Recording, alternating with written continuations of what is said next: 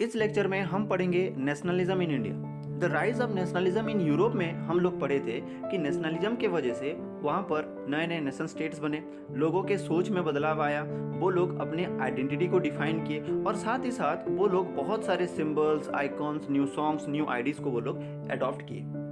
अब ये जो नेशनलिज्म है, ये जो feeling of making nation states है, ये जो अपने देश के लिए जो प्यार था वो इंडिया में कैसे इमर्ज हुआ, वो इंडिया में कैसे शुरू हुआ। उस वक्त इंडिया एक कॉलोनी था। कॉलोनी मतलब होता है किसी भी कंट्री या फिर एरिया जिसके ऊपर किसी दूसरे कंट्री का राज हो, मतलब किसी दूसरे कंट्री जहाँ पर कंट्रोल करता है, जहाँ पर किसी दूसरे कंट्री रूल करता है, उस कंट्री या फिर एरिया को कॉलोनी कहा जाता है। अब इंडिया में ये जो नेशनलिज्म का जो ग्रोथ था, ये कनेक्टेड था एंटी कॉलोनियल मूवमेंट्स। अब ये एंटी कॉलोनियल मूवमेंट क्या है, इसको समझते हैं।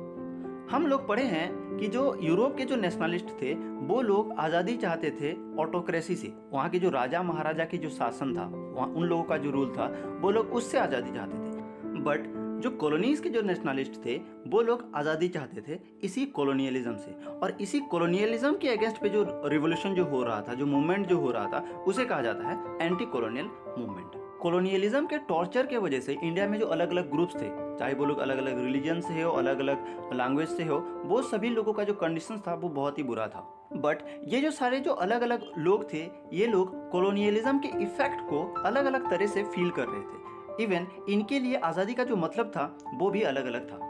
उस वक्त इंडिया का जो पॉलिटिकल पार्टी था, या फिर हम कह सकते हैं जो रिवोल्यूशनरीज पार्टी था, इंडियन नेशनल कांग्रेस, वो महात्मा गांधी के अंडर पे ये सारे अलग अलग ग्रुप्स के लोगों को यूनाइट करते हैं और एक मूवमेंट लॉन्च करते हैं। और इस पूरे टॉपिक में, मतलब नेशनलिज्म इन इंडिया में, हम पढ़ेंगे कि कैसे इंडियन नेशनल कांग्रेस इस नेशनल मूवमेंट को डेवलप करता है, कैसे ये सारे अलग अलग जो ग्रुप्स के जो लोग हैं ये मूवमेंट्स में पार्टिसिपेट करते हैं, मूवमेंट को ज्वाइन करते हैं, और कैसे ये नेशनलिज्म जो लोगों के जो इमेजिनेशन को कैसे कैप्चर करता है, इसके बारे में इस टॉपिक में हम पढ़ेंगे। शुरू करेंगे फर्स्ट वर्ल्ड वॉर, खिलाफत एंड नॉन कोऑपरेशन से। फर्स्ट वर्ल्ड वॉर हुआ था 1914 से 1918 तक, और ये जो फर्स्ट वर्ल्ड वॉर था ये इंडिया में एक नया economic and political situation create करता है। इसको हम अच्छे से समझते हैं। वॉर के वजह से डिफेंस एक्सपेंडिचर जो था वो बहुत ज़्यादा बढ़ गया था, और उसको ठीक करने के लिए इंडिया में टैक्स को बढ़ा दिया गया। दूसरा, कस्टम ड्यूटीज़ बहुत ज़्यादा बढ़ गया। कस्टम ड्यूटीज़ मतलब होता है हम अपना प्रोडक्ट जब एक स्टेट से दूसरे स्टेट या फिर एक देश से जब दूसरे देश में हम ट्रांसफ़र करते हैं, उसके ऊपर टैक्स लगता है, जिसे कस्टम ड्यूटीज़ कहा जाता है, और उसी कस्टम ड्यूटीज़ को बहुत ज़्यादा बढ़ा दिया गया था। एंड इनकम टैक्स भी यहाँ पर इंट्रोड्यूस किया गया था। 1913 से लेकर 1919 तक, मतलब 5-6 सालों में, इन्हीं 5-6 सालों में जो प्रोडक्ट का जो प्राइस था वो डबल हो गया था। मतलब जो चीज़ें का जो प्राइस था वो डबल हो गया था, जिसके वजह से जो कॉमन लोगों के जो सिचुएशन थे वो और ज़्यादा बदतर हो गया, वो और ज़्यादा खराब हो गया था। नेक्स्ट, वॉर के टाइम पे गांव के लोगों को फोर्सफुली आर्मी में भर्ती किया जाता था और उन्हें वॉर के लिए भेज दिया जाता था, जिसकी वजह से लोगों के मन में बहुत ज़्यादा गुस्सा दिखाई दिया।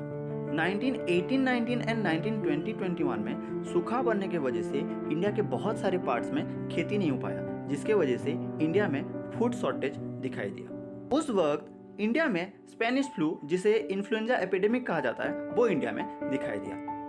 1921 में जो जनगणना हुआ था उसके हिसाब से इंडिया में 12 से 13 मिलियन लोग इसी सूखा पड़ने की वजह से और इसी एपिडेमिक की वजह से ही मारे जाते हैं। लोग वर्ल्ड वॉर के बाद कुछ उनके जो कंडीशंस में कुछ सुधार आएगा ये सोचते थे, बट ऐसा कुछ हुआ नहीं। और ऐसे बुरे हालात में, एक ऐसे बुरे सिचुएशन में, एक नया लीडर हमारे इंडिया में आते हैं, महात्मा गांधी। महात्मा गांधी 1915 जनवरी के महीने में साउथ अफ्रीका से रिटर्न आते हैं।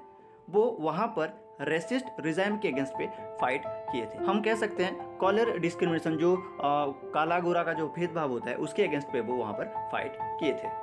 With a noble method of mass agitations and non violence. Mass agitations and non violence मतलब होता है जहाँ पर बहुत सारे लोग इकट्ठा होकर पीसफुली किसी चीज़ को विरोध करते हैं, और महात्मा गांधी इस मेथड को कहते थे सत्याग्रह। इसके बारे में थोड़ा और जानते हैं।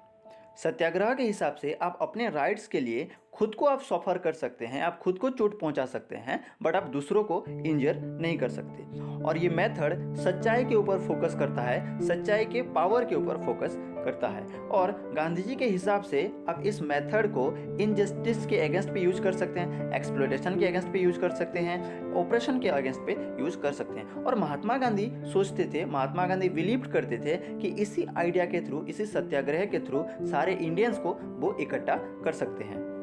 इन 1917 में महात्मा गांधी बिहार के चंपारण गांव में जाते हैं, वहाँ के लोगों को इंस्पायर करने के लिए अगेंस्ट ऑपरेसिव प्लांटेशन सिस्टम्स। और यहाँ पर मैं एक और इम्पोर्टेंट चीज़ बता दूं कि हिस्ट्री के इसी चैप्टर से ही आपका मैप का क्वेश्चन बनेगा, 1 या फिर 2 मार्क का क्वेश्चन इसी चैप्टर से ही बनेगा। ये चंपारण मूवमेंट महात्मा गांधी का पहला मूवमेंट था इंडिया पे, सो ये भी इंपॉर्टेंट है, आपको याद रखना होगा।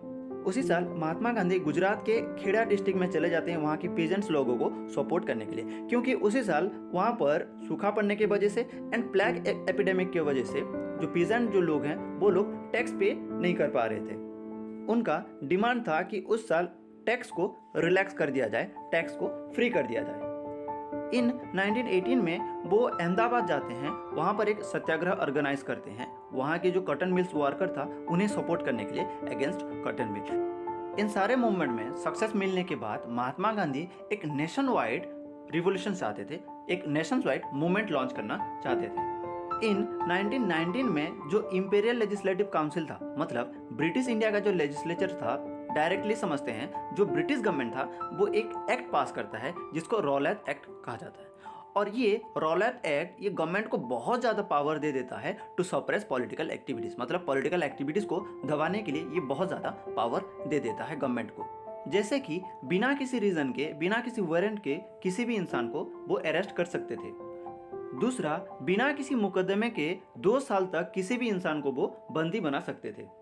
अब ये लॉ पास होने के बाद लोगों के बीच में बहुत ज़्यादा गुस्सा दिखाई देता है और गांधी जी एक non violent civil disobedience movement launch करना चाहते थे इस लॉ के अगेंस्ट पे। मतलब वो पीसफुली इस एक्ट को वो डिसोबे करेंगे और ये मूवमेंट स्टार्ट हो जाता है ऑन 6 अप्रैल 1919 से। अब उसके बाद बहुत सारे सिटीज़ में रैलीज ऑर्गेनाइज किया जाता है। जो लोग हैं वो लोग स्ट्राइक करते हैं रेलवे वर्कशॉप पे, जिसके वजह से जो रेलवे जो लाइन है, जो टेलीग्राफ लाइन था, मतलब जो कम्युनिकेशन जो था वो बंद हो जाता है। अब ब्रिटिश गवर्नमेंट इस सिचुएशन को कंट्रोल करने के लिए बहुत ही स्ट्रॉन्ग एक्शन लेते हैं। जैसे कि अमृतसर से लोकल लीडर्स को वो लोग अरेस्ट कर लेते हैं। गांधी जी को दिल्ली में आने के लिए रोक दिया जाता है। 10 अप्रैल को अमृतसर में जो लोग पीसफुली स्ट्राइक कर रहे थे उनके ऊपर पुलिस जो है वो ओपन फायर कर देता है, जिसके वजह से लोग बैंक पे, पोस्ट ऑफिस में, रेलवे में अटैक कर देते हैं। अब उसके बाद कंट्री में मार्शल लॉ इम्पोज कर दिया जाता है एंड जनरल डायर कमांड ले लेते हैं। अब मार्शल लॉ मतलब होता है जब भी किसी सिचुएशन को पुलिस कंट्रोल नहीं कर पाता वहां पर मार्शल लॉ इम्पोज कर दिया जाता है।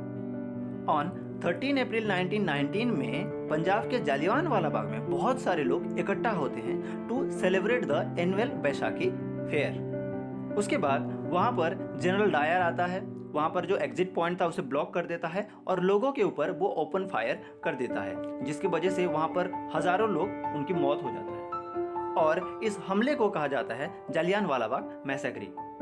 अब इसके वजह से लोग बहुत ज़्यादा गुस्सा करते हैं, वो डायरेक्टली अब स्ट्राइक करने लगते हैं, पुलिस के साथ वो मारपीट करते हैं, गवर्नमेंट बिल्डिंग्स के ऊपर वो लोग अटैक करते हैं।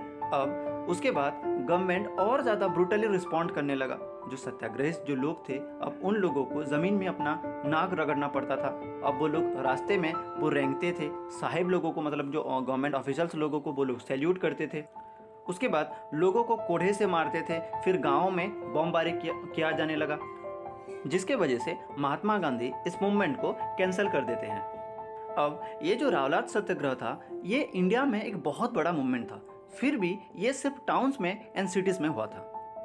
अब गांधी जी एक नेशन वाइड मूवमेंट्स लॉन्च करना चाहते थे, जहाँ पर टाउन्स के लोग, सिटीज़ के लोग, गाँव के लोग, हर तरफ के लोग, साथ ही साथ हिंदू मुस्लिम लोगों को, मतलब उन सारे लोगों को, पूरे के पूरे देश के सारे लोगों को मिलाकर एक नेशन वाइड मूवमेंट लॉन्च करना चाहते थे।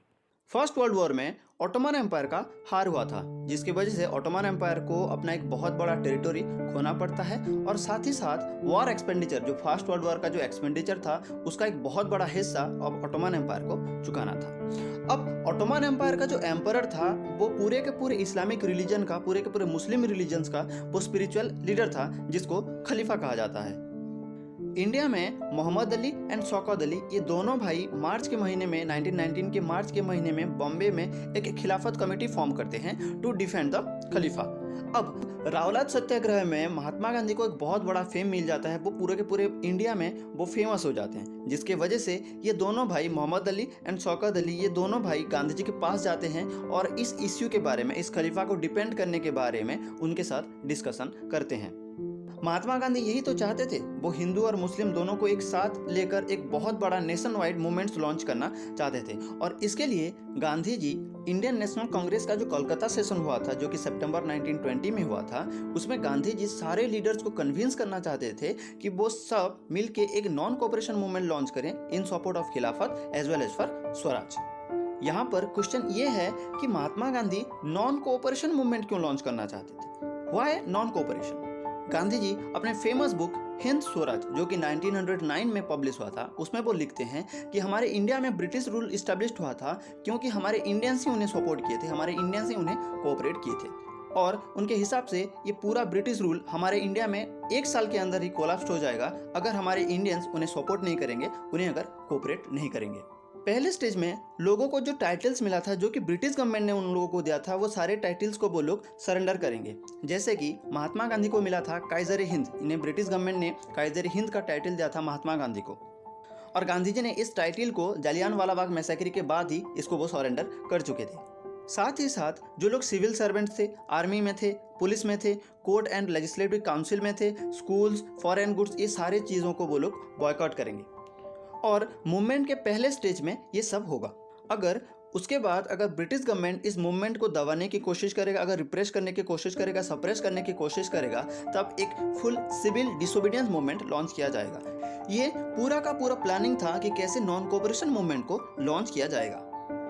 बट 1920 के नवंबर के महीने में एक काउंसिल इलेक्शन शेड्यूल किया गया था, मतलब हमारे इंडिया में एक काउंसिल इलेक्शन होगा।